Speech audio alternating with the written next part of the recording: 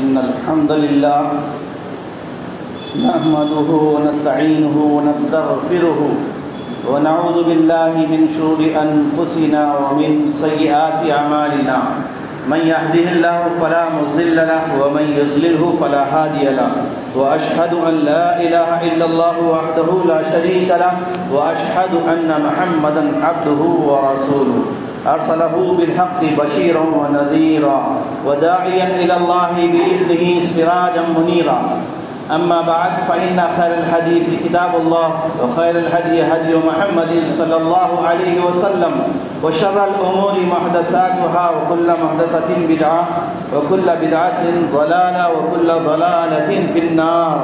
أعوذ بالله من الشيطان الرجيم. بسم الله الرحمن الرحيم.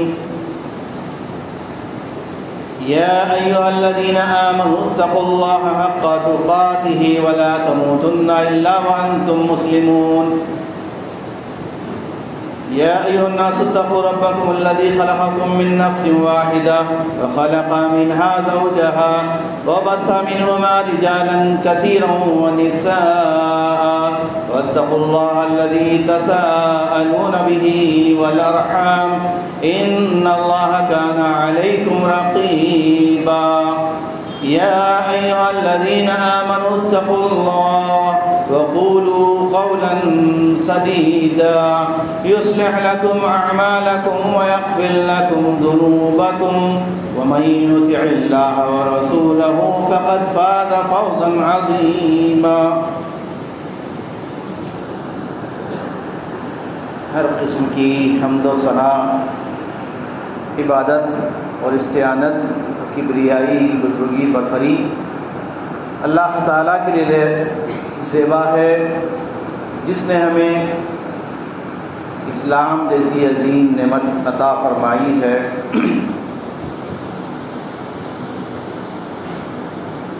محترم حاضرین، رمضان مبارک کے بہترین لمحات، اس کی ساعتیں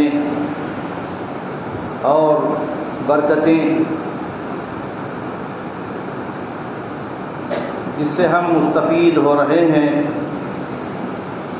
یہ مہینہ بالکل قریب الختم ہے، اور اس عشرے کے جو خصوصیات ہے آخری عشرے میں، نبی محترم صلی اللہ تعالی علیہ وسلم اس آخری 10 دنوں میں پہلے 20 دنوں کی بنسبت کچھ زیادہ چاق و چوبند ہو جاتے تھے، زیادہ عمل کیا کرتے تھے، اور اس مہینے میں آپ صلی اللہ علیہ وسلم کے انفاق کرنے کی، خیرات کرنے کی کیفیت بھی حدیث میں بتائی گئی۔ جیسے تیز و تند ہوائیں چلتی ہے، ایسے تیزی کے ساتھ نبی صلی اللہ علیہ وسلم صدقہ خیرات کیا کرتے تھے۔ یہ مہینہ گناہوں سے معافی مانگنے کا مہینہ ہے، اور ہماری اپنی تربیت کا بہترین ذریعہ ہے۔ انسان خطا کار ہے، گناہ گار ہے، اس کی فطرت میں ہی اللہ تعالیٰ نے گناہ کو بھی لکھ دیا ہے، نیکی کو بھی لکھ دیا ہے۔ فَأَلْحَمَهَا فُجُورَهَا وَتَقْوَاهَا۔ تو ہمارے جسم میں اللہ تعالیٰ نے، ہماری طبیعت میں، ہمارے مزاج میں، ہماری شریعت میں، بلکہ ہماری نیچر فطرت میں بھی اللہ تعالیٰ نے 2 عنصر لکھ دیے ہیں، 2 چیزیں ہمارے اندر پیوست کر دی ہے، جس میں سے ایک فجور ہے اور دوسرا ہے تقویٰ۔ فَأَلْهَمَهَا فُجُورَهَا وَتَقْوَاهَا۔ انسان کو اللہ تعالیٰ نے فسق و فجور کے ساتھ اور تقوی کے ساتھ پیدا کیا، یعنی دونوں چیزیں فطرت میں ہیں۔ اب سوال یہ ہے کہ کیا انسان یہ دونوں چیزیں کرنا ہے یا دونوں میں سے ایک کرنا ہے؟ کیا کرنا ہے، کیوں اللہ تعالیٰ نے رکھا ہے؟ اس کا جواب یہ ہے کہ اللہ تعالیٰ ہم کو یہ عارضی اور فانی دنیا میں کچھ کرنے کے لیے بھیجا ہے۔ لِيَبْلُوَكُمْ أَيُّكُمْ أَحْسَنُ عَمَلًا، وہ ہمارا امتحان لے رہا ہے، ہماری آزمائش ہو رہی ہے۔ ہم کو اللہ تعالیٰ اپنے فرشتوں کے ذریعے سے دیکھ رہا ہے، اور فرشتے مقرر کر دیے ہیں جن کا کام ہی ہمارے اچھے اور برے اعمال کو نوٹ کرنا ہے، لکھنا ہے۔ کرامن کاتبین یعلمون ما تفعلون، ہم چاہے وہ عمل چاہ کر کریں یا نہ چاہ کر کریں، جو بھی عمل کرتے ہیں بس فرشتوں کی ڈیوٹی مقرر ہے کہ ہمارے اعمال کو، ہماری حرکات کو، سکنات کو، ہماری گفتگو کو، یہ ساری چیزیں لکھی جا رہی ہے، نوٹ کی جا رہی ہے۔ اور قیامت کے دن اللہ تعالیٰ یہ فرشتوں کے پاس جو بھی ریکارڈ ہے وہ انسان کے سامنے پیش کرے گا، اور انسان جب اپنا نام اعمال، اپنا ریکارڈ اور اپنے کیے کرتوت دیکھ لے گا تو اس کی زبان سے عجیب الفاظ نکلیں گے، کہے گا ما لی ھذا الکتاب، یہ کیسا ریکارڈر ہے آخر، لا یغادر صغیرۃ ولا کبیرۃ الا احصاھا، جس نے ہمارے ہر چھوٹے بڑے کوئی عمل کو بھی ضائع نہیں کیا، سب کو محفوظ کر کے رکھا۔ آج کے اس ٹیکنالوجی کے دور میں انسان اتنی ترقی کرنے کے باوجود بھی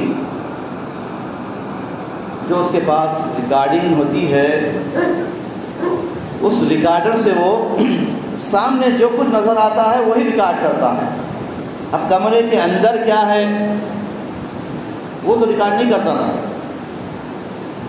لیکن اللہ تعالیٰ کا جو ریکارڈ مشن ہے وہ مشین جو ہے ہمارے حلق کے اندر اللہ تعالیٰ نے پیوست کر دیا ہے، جس کا ذکر قرآن میں آیا ہے۔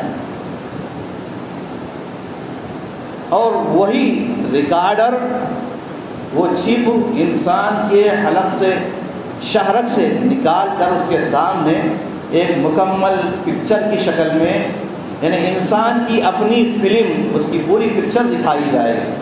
ہر انسان جو ہے اپنی فلم دیکھ لے گا، زندگی کی فلم، جس میں کامیاب ہوا یا ناکام ہوگا، وہ دیکھ کر جو ہے اس کی زبان سے بے ساختہ الفاظ نکلیں گے، یہ کیسا ریکارڈ ہے، ما لی ھذا الکتاب، یہ کیسا نام اعمال ہے، لا یغادر صغیرۃ ولا کبیرۃ الا احصاھا، اس نے چھوٹے بڑے ہر عمل کو محفوظ کر دیا ہے۔ اس لیے یاد رکھیں،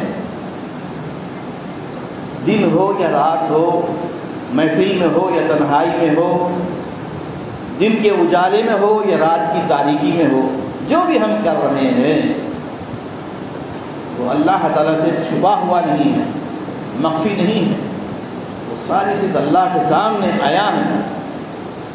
اس لیے جب بندے کو یہ احساس ہوتا ہے کہ اللہ کوئی نہیں دیکھ رہے ہیں لیکن اللہ تعالیٰ تو دیکھ رہا ہے، یہ احساس اور یہ عقیدہ انسان کو مضبوط بنا دیتا ہے، تقوی میں مضبوط بناتا ہے، ایمان میں مضبوط بناتا ہے، اعمال میں مضبوط بناتا ہے، قول و فعل میں سچا بناتا ہے۔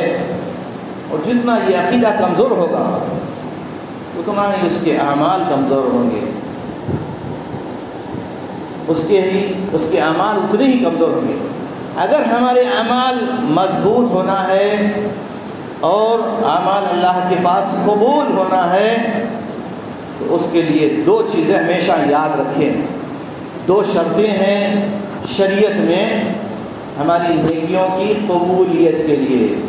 وہ دو شرطوں میں ایک پہلی شرط ہے کہ وہ عمل جو ہم کر رہے ہیں اللہ کے احکامات قرآن اور حدیث حدیث کے مطابق ہونی چاہیے.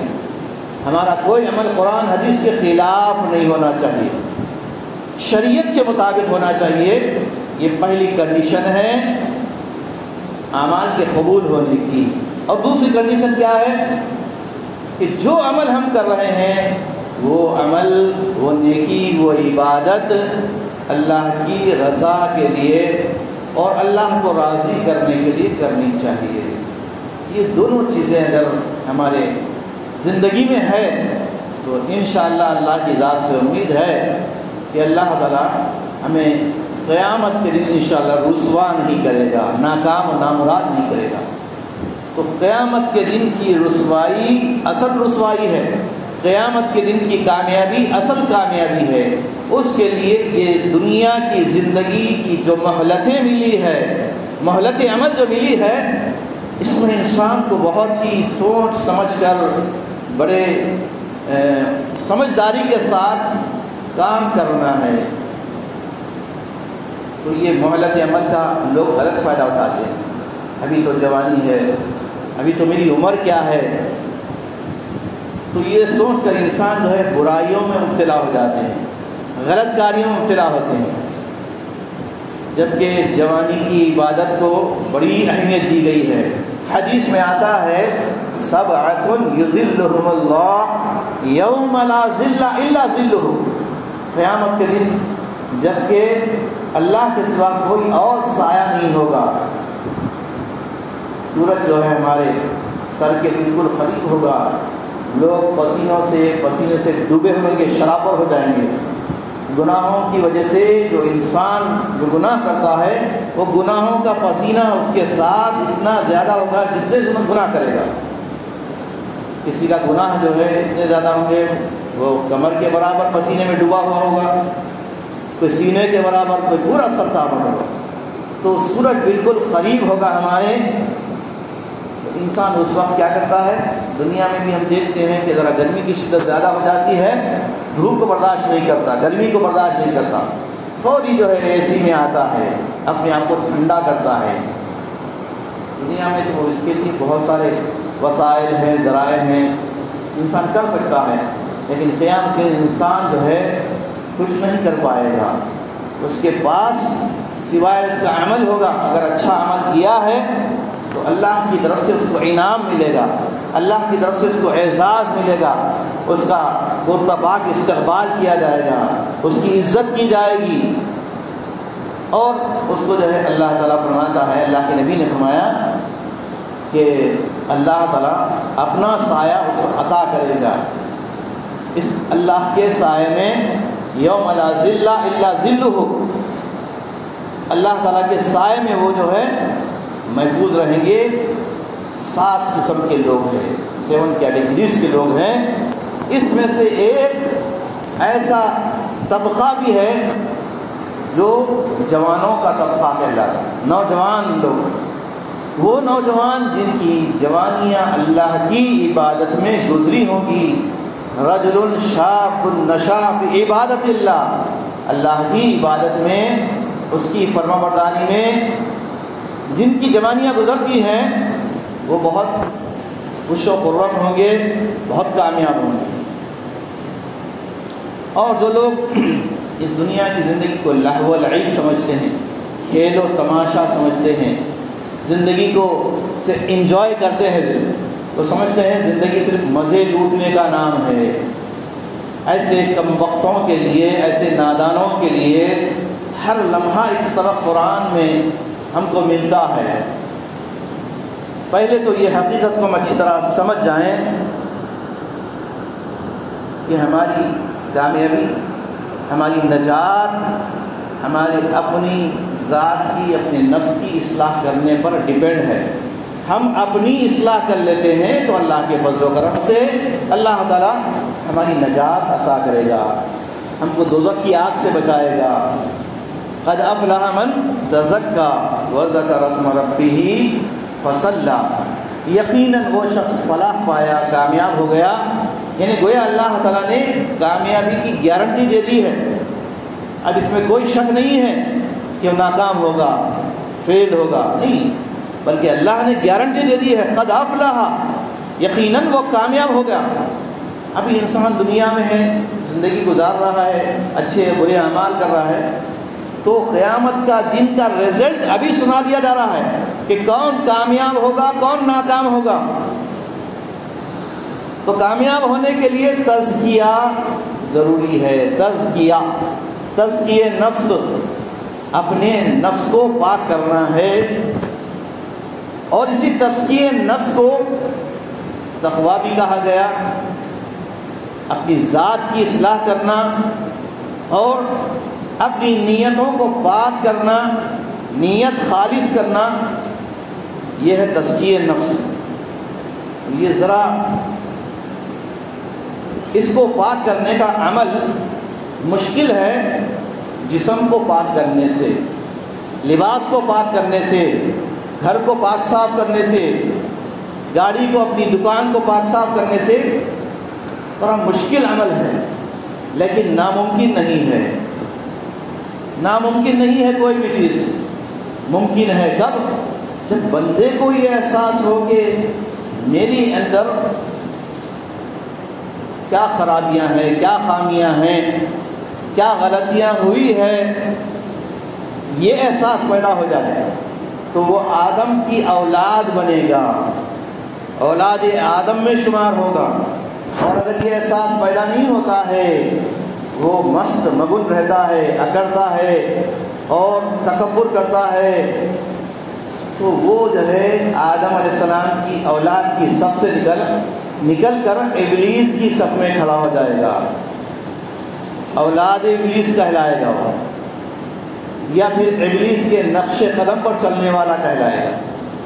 ہم اولاد آدم ہیں تو ہم کو اولاد آدم بننا ہے، اور آدم کی یہ صفت بتائی گئی کہ ان سے جو غلطی ہوئی تھی، خطا ہوئی تھی، خطا اور غلطی کے بعد انہوں نے اپنی غلطی پر وہ اڑے نہیں رہے، بلکہ نادم ہوئے، بلکہ شرمندہ ہوئے، اور ان الفاظ کے ساتھ حضرت آدم علیہ السلام نے دعا کی، ربنا ظلمنا انفسنا، اے ہمارے پروردگار یقیناً ہم نے اپنے نفسوں پر ظلم کیا ہے، وَإِن لَّمْ تَغْفِرْ لَنَا وَتَرْحَمْنَا لَنَكُونَنَّ مِنَ الْخَاسِرِينَ، اور پروردگار تو ہم پر رحم نہیں کرے گا، تو ہمیں معاف نہیں کرے گا، تو ہم نقصان اٹھانے والوں میں شمار ہو جائیں گے۔ تو یہ جذبہ، یہ فکر، یہ احساس، یہ ندامت بندے کو جو ہے اللہ کے قریب کرتی ہے۔ اور ایک آیت میں اللہ تعالیٰ نے تو یہاں تک کہہ دیا، قل، اے نبی آپ میرے گناہ گار بندوں سے کہہ دو، فرمایا قل یا عبادی الذین اسرفوا علی انفسہم لا تقنطوا من رحمت اللہ، اے نبی میرے بندوں سے کہہ دو۔ کون سے بندوں سے؟ الذین اسرفوا علی انفسہم، جنہوں نے ظلم کر کے، گناہ کر کے، بڑے بڑے گناہ کر کے اپنے نفسوں پر ظلم کیا ہے۔ لا تقنطوا من رحمت اللہ، کتنے ہی بڑے گناہ گار کیوں نہ ہو جائیں، اللہ تعالیٰ نے توبہ کے دروازے کو سکرات کے عالم تک کھلا رکھا ہے۔ سکرات کسے کہتے ہیں؟ آدمی جب بے ہوشی طاری ہو جاتی ہے، غشی طاری ہو جاتی ہے اور کوما میں چلا جاتا ہے آدمی، اس کو معلوم نہیں ہوتا کہ اس کے ساتھ کیا ہو رہا ہے، ایسے کوما میں جانے والے کی اب کوئی باقی نہیں رہتی، کوئی چیز اس کو احساس ہی نہیں ہوتا۔ تو بے ہوشی کے عالم میں اور سکرات کے عالم میں، سکرات کا وقت ہو گیا تو اب ختم ہو گیا، اب معافی تلافی کچھ بھی کام نہیں آئے گی، اب اس کے لیے توبہ کا دروازہ بند ہو گیا ہے۔ اس لیے ترمذی میں، سنن ترمذی کی حدیث بھی اللہ کے نبی صلی اللہ علیہ وسلم نے فرمایا، ان اللہ یقبل توبۃ العبد ما لم یغرغر، جب تک بندہ جو ہے غرغرے کی حالت میں، یعنی سانس جب دم اکھڑتا ہے اس وقت کی توبہ قبول نہیں ہوتی۔ جب دم اکھڑنے والا ہے، روح نکلنے والی ہے، یہ معلوم ہو گیا اسے، کہ اب میری جان نکلنے والی ہے. اب وہ توبہ کر رہا ہے، معافی مانگ رہا ہے، اللہ تعالیٰ اس کی توبہ کو قبول نہیں کرتا. جس طرح فرعون نے بھی جب دیکھ لیا کہ موت آنے والی ہے، ملک الموت پہنچ چکے ہیں اور ڈوب رہا ہے، جب ڈوب جائے گا تو مر جائے گا، اس لیے اس کو اپنے ڈوبنے کا احساس ہوا تو فوری جو ہے آمنت بربی موسیٰ و ہارون کہنے لگا، میں موسیٰ اور ہارون کے رب پر ایمان لاتا ہوں بولا. تو اللہ تعالیٰ نے کہا کہ الآن اب تو توبہ کرتا ہے، نہیں، ہم تیری توبہ کو قبول نہیں کریں گے. چنانچہ اللہ تعالیٰ نے فرعون کو بے توبہ کی زندگی ایسے ہی موت دے دی. بے توبہ کرنے کی، توبہ نہیں کیا اس نے، اس کی معافی نہیں ہوئی، اور بلکہ اللہ نے دوسرے انسانوں کو عبرت کے لیے تکبر کا کیا انجام ہوتا ہے، انا ربکم الاعلی کہنے کا کیا انجام ہوتا ہے، یہ بتا دیا. فرعون کو اس کی لاش آج تک بھی موجود ہے تاکہ لوگ اس کو دیکھ کر عبرت پکڑیں. چنانچہ آدم علیہ السلام نے جب یہ ان سے درخت کے قریب جانے کی غلطی ہو گئی تو فوری انہوں نے کیا کیا، احساس ہو گیا، درخت کے قریب گئے، تبھی سے اللہ تعالیٰ نے ان کو جنت کا جو عمدہ لباس تھا، جنتی لباس تھا، اس سے وہ محروم کر دیے گئے. دیکھیے گناہ کی فوری سزا مل گئی، وہاں گناہ کی غلطی کی سزا آدم علیہ السلام کو مل گئی. ہم اسی آدم علیہ السلام کی اولاد ہیں، اور اللہ کے نبی نے فرمایا کہ جس طرح آدم علیہ السلام سے غلطی سرزد ہوئی تو وہ فطرت آدم کی اولاد میں بھی آئی. نسی آدم فنسیت ذریتہ، جس طرح آدم علیہ السلام بھول چوک سے غلطی ہوئی تھی، اسے جان بوجھ کر تو نہیں ہوئی، بھول سے ہوئی. اور یہ بھول کہاں سے آتی ہے؟ یہ بھول جو ہے شیطان کی طرف سے آتی ہے. شیطان بھلا دیتا ہے، کیا کرنا تھا وہ بھلا دیا، کیا نہیں کرنا تھا وہ بھلا دیا. آ کر گمراہ کرنے لگا آدم اور حوا کو، کہنے لگا کہ تم اس جنت میں ہو، سب چیزیں تم کھا رہے ہیں، کوئی جو ہے استعمال کرنے میں کوئی رکاوٹ نہیں ہے، منع نہیں ہے، ہر چیز کھا سکتے ہیں، استعمال کر سکتے ہیں. پھر تم نے غور کیا کہ درخت کے قریب اللہ نے جانے سے کیوں منع کیا؟ یہ ایک شوشہ چھوڑا شیطان نے. تو آدم علیہ السلام اس کی باتوں میں آ گئے، اور شیطان نے کہا، ابلیس نے کہا کہ اگر تم یہ درخت کا پھل کھا لو گے، اس کے قریب ہو جاؤ گے تو جنت میں تم ہمیشہ رہو گے. تو کچھ دیر کے لیے آدم علیہ السلام کے اوپر بھی کیفیت طاری ہوئی اور ابلیس کے چھانسے میں آ گئے، درخت کا پھل کھا لیے. فوری اللہ تعالیٰ نے جنت کا جو لباس تھا وہ اتار دیا، وہ اتر گیا، اور وہاں سے پھر اللہ تعالیٰ نے آدم علیہ السلام کو اور حضرت حوا علیہ السلام کو، یہ دونوں کو نہیں، ساتھ میں ابلیس کو بھی بھیج دیا دنیا میں. یہ اللہ کی طرف سے اس کا یہ قانون تھا، اس کا یہ طریقہ تھا، اس نے دنیا میں تینوں کو بھیج دیا. اب آدم علیہ السلام کی اولاد، آدم علیہ السلام دنیا میں آنے کے بعد یہ دعا کرتے رہے. سورہ اعراف کی آیت نمبر 23 میں، ربنا ظلمنا انفسنا. گناہ اتنا بڑا نہیں تھا جتنی انہوں نے توبہ کی تھی، اتنی توبہ کی ہے کہ اللہ تعالیٰ نے بس ان کے لیے معافی کا پروانہ لکھ دیا، معافی کا اعلان کر دیا.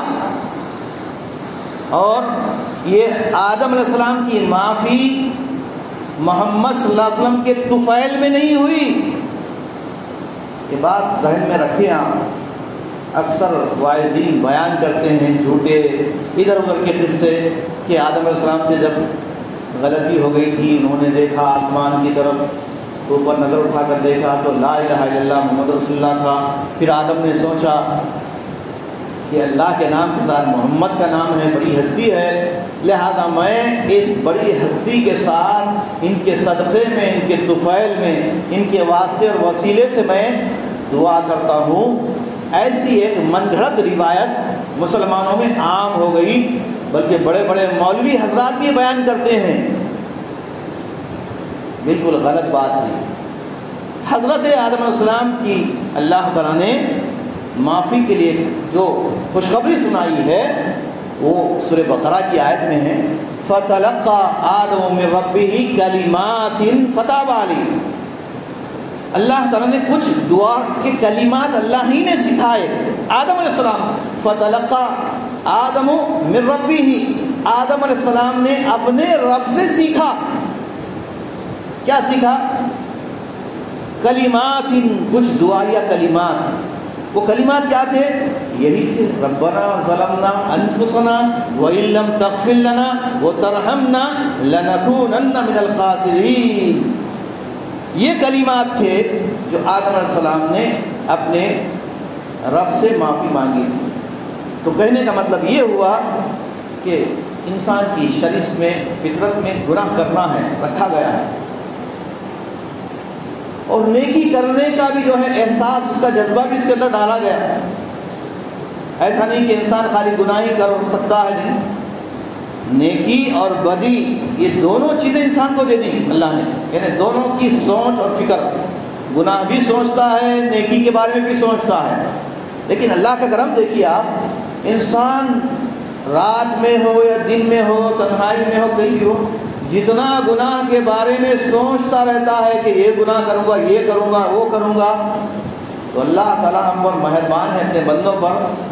خالی ہماری نیت، بری نیت پر اللہ ہم کو گناہگار کی فہرست میں نہیں لکھتا کہ اس بندے نے بری نیت کی ہے، جب تک کہ وہ برے نیت کے ساتھ عمل نہیں کرتا برا۔ اس کے بنسبت اگر انسان کسی کے ساتھ بھلائی کرنے کا صرف ارادہ کر لیتا ہے، سوچ لیتا ہے کہ اس ماہ مقدس میں 10 غریب مسکین محتاجوں کو کپڑے بناؤں گا، کھانا کھلاؤں گا، ان کے راشن پانی کا انتظام کروں گا، صرف سوچ رہا ہے، تبھی سے اللہ تعالیٰ اس کو لکھ دیتا ہے نیک انسانوں کے اندر کہ اس انسان نے نیک ارادہ کیا ہے۔ پھر اگر وہ نیک ارادے پر عمل پیرا ہوتا ہے تو عام دنوں میں، رمضان کے علاوہ عام دنوں میں اس کا ایک اجر لکھا جاتا ہے، ہر نیکی کا ایک حصہ ثواب، یا 10 حصے، یا پھر 70 گنا زیادہ، 70%، بلکہ 700% اس کا ثواب لکھا جاتا ہے۔ یہ عام دنوں کی بات ہے، اور یہی نیکیاں جب رمضان میں کرتا ہے انسان، صدقہ خیرات کی، اللہ اکبر، تو اس کے لیے اللہ تعالیٰ نے فرمایا الصوم لی وانا اجزی بہ، یہ روزہ دار تو میرے لیے روزہ رکھتا ہے، تو اس لیے میں ہی اس کا اجر بن جاتا ہوں۔ اللہ تعالیٰ روزے دار کا انعام ملتا ہے، اللہ تعالیٰ کہتا ہے کہ میں اس کا اجر ہوں، یعنی جس کے حصے میں اللہ تعالیٰ آ جائے اور اللہ تعالیٰ کہے کہ میں اس بندے کے ساتھ ہوں، تو دنیا کی کوئی طاقت اسے جو ہے کمزور نہیں کر سکتی، کوئی شر جو ہے اسے گمراہ نہیں کر سکتا۔ تو اللہ کی معیت ملنا، اللہ کا ساتھ ملنا، ان معی ربی سیہدین، یہ بہت بڑی عبادت ہے۔ عبادت کی اصل ہے یہ کہ بندہ جو ہے عبادت کرتے کرتے، ایک حدیث میں آپ کے سامنے بتاؤں کہ بخاری کی حدیث کتاب الرقاق میں ہے، بڑی فکر دینے والی، بہت سبق دینے والی اور بہت خوشخبریاں سنانے والی حدیث ہے۔ ما تقرب الی عبد بمثل اذا ما افترضت علیہ، بندہ جو ہے میرے قریب ہوتا ہے فرائض کے علاوہ جو میں نے اس کو فرض کیے ہیں، جیسے نماز فرض ہے، روزے فرض ہے، صاحب استطاعت ہے تو حج اور زکوٰۃ فرض ہے، تو ان فرائض کے علاوہ جو نوافل ہیں، نیک کام ہیں، اضافی کام ہے، فرض کے علاوہ جتنے بھی ہیں وہ نوافل کہلاتے ہیں۔ جب بندہ یہ کام کرتا ہے وَلَا يَزَالُ عَبْدِي يَتَقَرَّبُ إِلَيَّ بِالنَّوَافِلِ، نیک کام سنن اور نوافل میں، چاہے نمازوں میں ہے، صدقہ خیرات میں ہو، زکوٰۃ کے علاوہ جتنے بھی صدقات ہے، خیرات ہے، چھوٹی موٹی نیکیاں ہیں، جتنے بھی ہیں، ان کے ذریعے سے اللہ تعالیٰ فرماتا ہے کہ بندہ میرے قریب ہوتا ہے نوافل کے ذریعے سے، حتیٰ احبہ، یہاں تک کہ نیکیاں کرتے کرتے جب بندہ جو ہے اللہ تعالیٰ فرماتا ہے احبہ، میں اس کو پسند کرنے، محبت کرنے لگتا ہوں، میں اس بندے سے محبت کرنے لگتا ہوں۔ فَإِذَا أَحْبَبْتُهُ، جب میں اس سے محبت کرنے لگتا ہوں، كُنْتُ سَمْعُهُ الَّذِي يَسْمَعُ بِهِ، یعنی اللہ کی بندے کے ساتھ محبت کی یہ کیفیت ہوتی ہے کہ جب بندہ سنتا ہے تو میں اس کے کان بن جاتا ہوں۔ وَيَدَهُ الَّذِي يُبْطِشُ بِهِ، اور جن ہاتھوں سے کوئی چیز وہ دیتا ہے یا لیتا ہے، پکڑتا ہے، تو میں اس بندے کا ہاتھ بن جاتا ہوں۔ وَرِجْلُهُ الَّتِي يَمْشِي بِهَا، اور اس کے پیر بن جاتا ہوں جن پیروں سے وہ چلتا ہے۔ یہ حدیث ہے، اس حدیث کو سمجھنے میں بعض لوگوں نے غلط فہمی کی ہے، وہ یہ سمجھے ہیں کہ اللہ کے ہاتھ پیر ہیں تو اس لیے بندے کے اندر وہ اتر جاتا ہے، یعنی بندہ گویا اللہ جو ہے بندے کے اندر حلول کر کے بندہ بھی اللہ بن جاتا ہے، نعوذ باللہ۔ یہ ایک فرقہ ہے، مسلمانوں میں بہت زیادہ تعداد میں پایا جاتا ہے، بہت زیادہ ہے ایسے لوگ آج دنیا میں۔ صوفی ازم کا یہ طبقہ، فنا فی اللہ باقی باللہ، ہم نہیں ہیں، ہم خدا ہیں، ہمارے اندر خدا ہے، نعوذ باللہ۔ یہ اہل السنہ والجماعت کے عقیدے کے بالکل خلاف ہے، اور یہ اتنا گمراہ کن عقیدہ ہے کہ اس سے جب تک ہم توبہ نہیں کریں گے، یا جو لوگ اس میں مبتلا ہیں، ایسے عقیدے کے شکار ہیں، وہ جب تک اس سے توبہ نہیں کرتے، ان کی کوئی نیکی عبادت قبول نہیں ہوتی، ان کا اسلام قبول نہیں ہوتا۔ وَلَئِن سَأَلَنِي لَأُعْطِيَنَّهُ، اگر یہ بندہ، اس کی یہ کیفیت ہوتی ہے، مجھ سے مانگتا ہے میں اسے عطا کرتا ہوں۔ وَلَئِنْ اسْتَعَاذَنِي لَأُعِيذَنَّهُ، اگر وہ مجھ سے استعاذہ یعنی گناہوں کی معافی مانگتا ہے اور اللہ کی پناہ طلب کرتا ہے، تو اللہ فرماتا ہے میں اس کو پناہ دیتا ہوں، اور مجھے یہ کرنے میں کوئی ڈاؤٹ نہیں ہے، شک نہیں ہے، کوئی تردد نہیں ہے، میں اس طرح اپنے بندے کے ساتھ کروں گا۔ تو یہ حدیث سے ہم کو اس بات کا علم ہوتا ہے کہ اللہ تعالیٰ کے قربت حاصل کرنے کے لیے نوافل کا اہتمام کرنا چاہیے۔ اب آخر میں گناہوں سے جو انسان کو نقصان ہوتا ہے، گناہوں کی جو سزائیں ملتی ہے، وہ بھی مختصر آپ کے سامنے رکھتا ہوں کہ گناہ کی سزا کچھ انسان کو دنیا میں مل جاتی ہے، اگر معافی مانگ لیتا ہے سزا مل جاتی ہے تو آخرت کے عذاب سے وہ بچ جاتا ہے، لیکن شرط وہاں پر بھی ایک شرط یہ ہے کہ اگر اس نے زمین سے لے کر آسمان تک گناہ کیے، زمین سے لے کر آسمان تک، اتنے تو گناہ کوئی بھی نہیں کرتا، مگر پھر بھی اللہ تعالیٰ فرماتا ہے میرا بندہ اگر میرے پاس اتنے بڑے اتنے گناہ لے کر آئے لیکن اس نے میرے ساتھ شرک نہ کیا ہو، میرے ساتھ اس نے شرک نہ کیا ہو، تو میں اتنی ہی مغفرت لے کر اس کے پاس حاضر ہوں گا، یعنی اس بندے کی بخشش میں کر دوں گا۔ تو یہ مہینہ خاص طور سے اللہ کی طرف سے ہم کو یہ موقع ملا ہے کہ ہم اپنے گناہوں کی معافی مانگیں۔ حالت جب سے ہم ہوش سنبھالے ہیں اب تک، اس وقت تک مجھ سے کیا کیا غلطیاں ہوئی ہے، گناہ ہوئے ہیں، اگر بڑے بھی گناہ ہوئے ہیں، کبیرہ گناہ بھی ہوئے ہیں، تو تو کبیرہ گناہ کی معافی کے لیے توبہ شرط ہے، توبہ شرط ہے، توبہ ضروری ہے۔ اور دوسرے گناہوں کے لیے نیکیاں جب کرتا ہے انسان تو خود بخود اللہ تعالیٰ اس کے گناہوں کو معاف کر دیتا ہے نیکیوں کی وجہ سے۔ ان الحسنات یذہبن السیئات، جیسے مثال کے اوپر کچھ گناہ کیے تھے، اب نماز کے لیے آیا ہے، وضو کر رہا ہے، وضو کے لیے بیٹھا ہے، ہاتھ دھو رہا ہے، تو ہاتھ سے جو پانی کے قطرے ٹپکتے ہیں ایسے ہی گناہ ٹپک جاتے ہیں جو وہ وضو کرنے سے پہلے گناہ کیا تھا۔ چہرے سے گناہ ہوئے تھے، آنکھوں سے ہوئے تھے، زبان سے ہوئے تھے، تو چہرہ دھونے کی وجہ سے وضو کے دوران تو وہ سارے گناہ دھل جاتے ہیں۔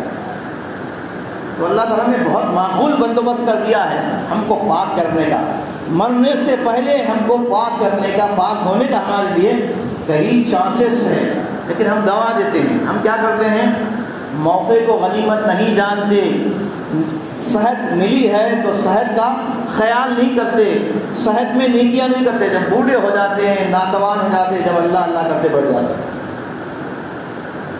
صحت کی حالت میں، ہوش کی حالت میں، اور جب آپ کو اللہ نے دولت دی ہے تو تب خرچ کرنا ہے۔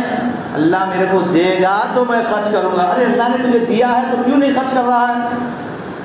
جس کو اللہ نے دیا ہے، مال دولت سے نوازا ہے، تو وہ بھی سوچ رہا ہے اگر دوں گا تو کم ہو جائے گا، دوں گا تو کم ہو جائے گا۔ یہ شیطانی سوچ ہے۔ حدیث میں آتا ہے انفق ينفق علیک، تو خرچ کر، تجھ پر اللہ خرچ کرے گا، تو ہاتھ روکے گا تو اللہ تعالیٰ بھی اپنے تعاون کا ہاتھ اللہ تعالیٰ روک دے گا، ادھر سے دو ادھر سے دو۔ تو اللہ تعالیٰ بندے کے لیے جب دیتا ہے، جب بندہ دیتا ہے، خرچ کرتا ہے، اہل و عیال پہ، مسکینوں پہ، محتاجوں پہ، فقراء پہ، مساکین پہ، اللہ کے دین کے لیے جہاں جہاں جائز طریقے سے خرچ کرنا ہے وہاں وہاں خرچ کرتا رہتا ہے۔ ينفقون في السراء والضراء والكاظمين الغيظ، خوشحالی میں بھی خرچ کرتا ہے، تنگ دستی میں بھی خرچ کرتا ہے۔ بڑے کمال کی بات ہے، ایک آدمی کو اللہ نے مال و دولت سے نوازا ہے، دے رہا ہے، وہ بھی اجر کا مستحق ہے، لیکن کسی پاس دینے کے لیے کچھ بھی نہیں ہے، تو اب وہ ایسا بندہ کیا کرے، تو زیادہ سے زیادہ وہ جو ہے اللہ کا ذکر کرے، استغفار کرے، اور اللہ کی حمد، ثنا، کبریائی، بڑائی بیان کرتا ہے۔ تو گناہوں کی سزائیں انسان کو جو ملتی ہے وہ علم سے محروم ہو جاتا ہے، روزی میں تنگی ہوتی ہے، دل میں وحشت پیدا ہوتی ہے، لوگوں سے ملنے میں بڑا خوف کھاتا ہے، اکیلے رہنا پسند کرتا ہے، مشکلات اس کی طرف چلی کر آتی ہے، مشکلیں پہ مشکلیں آتی ہیں، دل اور بدن کمزور ہو جاتا ہے، اور اللہ کی اطاعت سے اس کو محرومی ملتی ہے، اور عمر میں بے برکتی ہوتی ہے، اور گناہ کی سزا دوسرے گناہ کی شکل میں سے مل جاتی ہے۔ تو ایسے گناہگار ہیں جن کو جو ہے دنیا میں بھی اللہ تعالیٰ سزا دے دیتا ہے۔ تو اب یہ ماہ رمضان مبارک، جس کی ایک ایک ساتھ ہمارے لیے بڑی قیمتی ہے، اس میں ہم اپنا وقت ضائع نہ کریں فضول باتوں میں، فضول جو ہے کاموں میں اور گپ شپ بازی میں۔ وقت اللہ نے دی ہے، وقت کے بارے میں بھی اللہ تعالیٰ ہم سے پوچھے گا کون سا وقت ہم نے کہاں گزارا ہے، اللہ کے ذکر میں یا اللہ کے دین کی خدمت میں یا انسانوں کی خدمت میں۔ تو یہ سب کام ہم کو اس ماہ رمضان میں کرنا ہے، اور زیادہ سے زیادہ نیکیاں حاصل کرنا ہے۔ اس کے لیے ہمارے اندر تقویٰ پیدا کرنے کی صفت اللہ کے کلام قرآن سے وابستہ ہونے میں ہے، قیام اللیل کرنے میں ہے، صدقہ خیرات کرنے میں ہے، نمازوں کی پابندی کرنے میں ہے، اور سچ بولنے میں ہے۔ ان اعمال کا اہتمام کریں گے تو انشاءاللہ اللہ تعالی ہم سب کو دنیا میں بھی خیر خوبی سے رکھے گا، آخرت میں بھی نجات عطا فرمائے گا۔ میں آخر میں اللہ تبارک و تعالیٰ سے دعا کرتا ہوں کہ رب العالمین ہم سب کو جب تک رکھے ایمان پر، نیک حالت میں، خیر کے کاموں میں آگے بڑھنے کی توفیق عطا فرمائے۔